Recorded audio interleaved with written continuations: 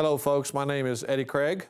I am from Rule of Law Radio. You can listen to our show on logosradionetwork.com on Monday nights from 8 to 10 p.m. Central Standard Time. I have been asked back to make a short presentation over the do's and don'ts of traffic stops as they exist here in Texas, but will generally apply across the nation. So please bear with me as I go through this. I'll try to keep it short and sweet and to the point. Now, for those of you that have gone to the logosradionetwork.com/TAO address and downloaded the script, you'll be able to follow along with this. If not, you can go there and get it. We're going to cover first the do's and don'ts. First, do remember that in Texas, an officer is required to read you your rights before questioning or searching you if they have placed you in a custodial arrest. Now, what they won't tell you, and what the court has ruled here in Texas in the case of Aziz v. State in 2008, is that in Texas, in a transportation stop, you are always in a custodial arrest. No matter what the officer tells you about a lawful detention, you are in a custodial arrest. Now, that is why they are required, before searching and retrieving information from you, to advise you of your rights under 38.22 of the Code of Criminal Procedure. They never do this.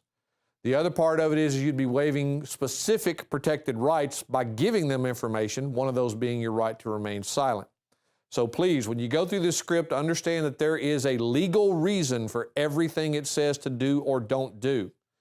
Now, be aware that they almost never read you your rights, and anything incriminating you that you say, they can use against you, because it will be considered to be a voluntary statement on your part. So please be careful about waiving that right and providing them with information. Now, don't ever answer the officer's questions like, where you been, where you going, how many drinks you had, what have you been doing, and so on and so forth. That's none of their business.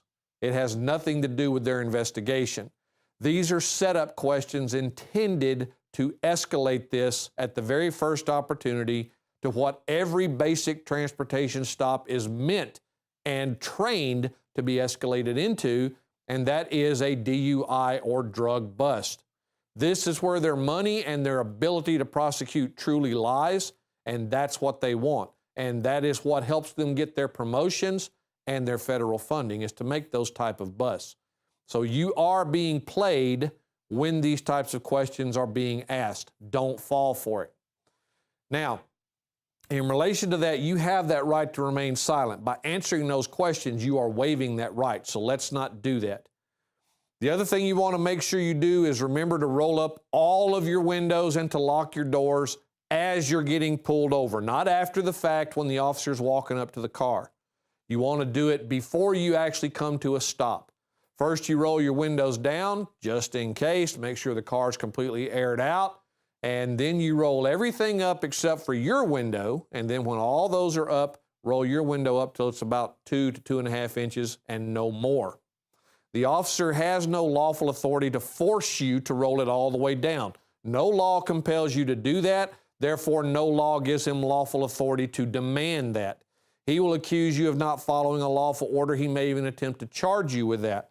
But that charge is false and fictitious. There's no law requiring you to do it. Therefore, there is no law on which to base the presumption of it being a lawful order. Now, don't open your windows, don't unlock your doors, don't get out of your car. Just don't do it. This allows them to intimidate you in other ways that you will not be comfortable with and you don't want. So please, stay in your car, stay where it's safe, no matter what they tell you, because they don't have a lawful authority to order you out of your car in a transportation stop like they would if it was a DUI or a drug bust. And the whole purpose of this small portion of the window being open is to minimize their ability to make the accusations for either, as we will see. Now, that's why we don't ever roll down more than one window at a time. If an officer on the other side starts knocking on the window and telling somebody to roll it down, tell them not to do so. You don't want to create a cross draft inside that car that allows them to come up with the scenario of, I smell something, because air was pushing through your car from the other open window. So just don't do it. Don't ever provide an officer with any documents or other information that they demand. And as you saw in the presentation I made last week on the interview with Jakari, the problem there is by production of those documents, one, it's a voluntary statement. Two, those documents, even unbeknownst to you, can potentially incriminate you in other ways and be used against you in a court of law to prosecute you. They cannot compel you to waive a protected right to exercise a privilege, nor can they statutorily create the requirement that you waive the right to comply with the statute. Those are forbidden, and there's lots of case law that says it's forbidden. So we're just not going to play their game with them in that and waive our rights just because they're demanding it. They will attempt to charge you for it, which, as I also covered, is in of itself a violation of your rights to criminalize the invocation and exercise of a protected right. Your right to remain silent covers both production of documents and verbal and written statements. You don't have to produce anything that they can use against you. And since you are not an attorney, you cannot make the presumption that what you're being required to produce can't be used against you. You see how this works? Without that assistance of counsel, those decisions can't be made by you, shouldn't be made by you. So don't waive your right and produce. Even if you get assistance of counsel, make sure your counsel understands what rights they're trying to tell you it's okay to waive, because that's what they're doing.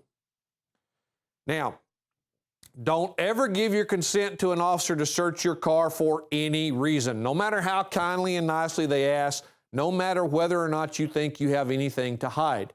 As I said in the original presentation I did on this subject, you don't know what one of your the people that you had in your car before, friend, family, stranger, whatever, may have left behind in your car. You don't know unless you clean it on a regular basis, both underneath the carpet and everywhere else. You don't know what could be in that car that could be used against you. You don't know what that officer's intentions are. He could be short on his DUI bust or drug bust for the month. He could be planning paraphernalia while he's searching your car. Next thing you know, you've got a drug possession or paraphernalia charge to fight against. Don't consent to warrantless searches. Just don't do it. Now, officers will almost always insist that you are not under a custodial arrest, but rather are simply being detained or are part of an investigative detention.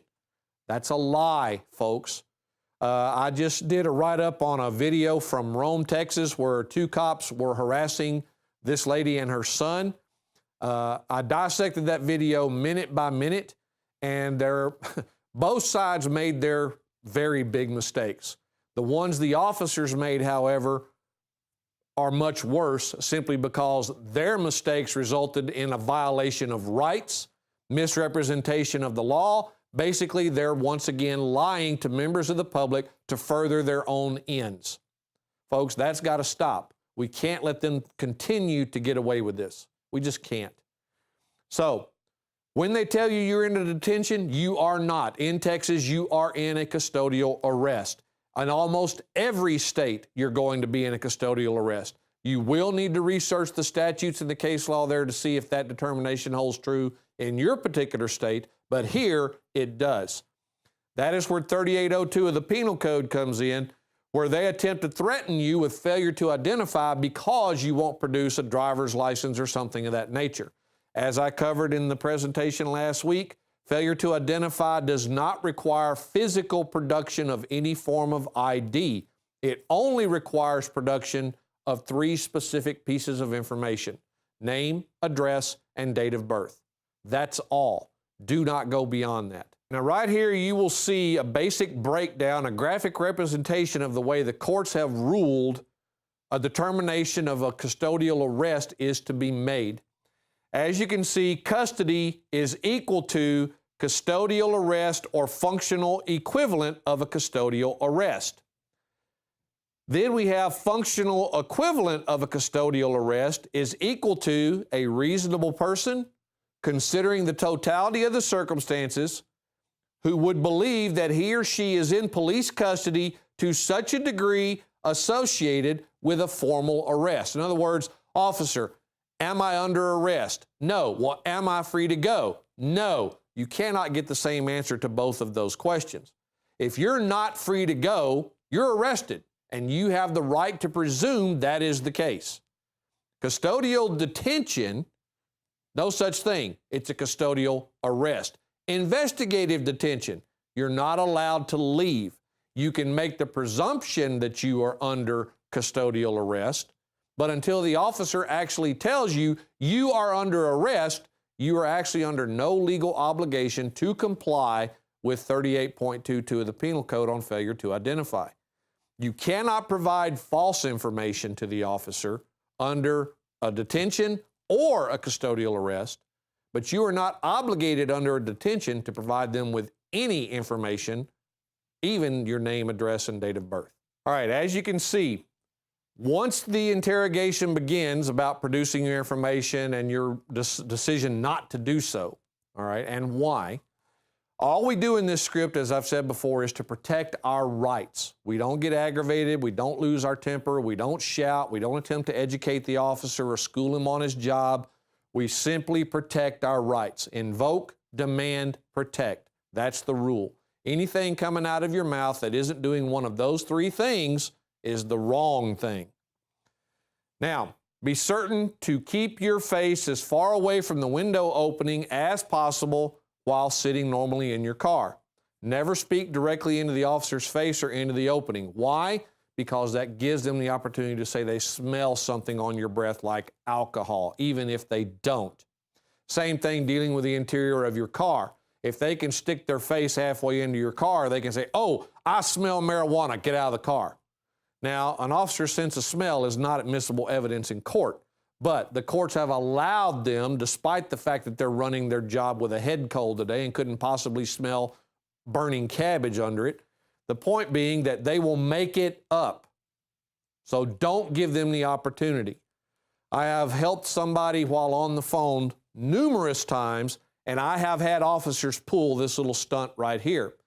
The officer will say something resembling, "Sir or ma'am, I smell alcohol or marijuana, and I'm going to have to ask you to step out of your car." Don't fall for that. The moment those words come out of their mouth, and you need to be expecting them because, like I said, they are here to escalate this from a traffic stop to a DUI or drug bust, and this is one of their major tools for doing that. Even if they find nothing, they've still managed to search your car without a warrant, get you out of it, force you into a field sobriety test, and if you refuse, they're now going to attempt to punish you by administratively depriving you of a license, if you have one, and so on and so forth. This is all to compound the problems you're going to go through, not them. And if you let them do it, they will get away with it. So the moment the officer says something to that, or they ask you some question like, "Are you aware that you allegedly did something and I'm going to have to ask you to step out of the vehicle?" Rest assured they're lying. And if they're not, well, then you didn't follow the other instructions I gave a few moments ago. When they say anything of that nature, you specifically reply in this way: "Officer," and if you know their name and badge number, recite it. "Your statement is patently false and an outright lie. Are you now trying to fabricate probable cause by making false statements into the record and false allegations against me?" Now remember, they're recording this. You better be recording it too.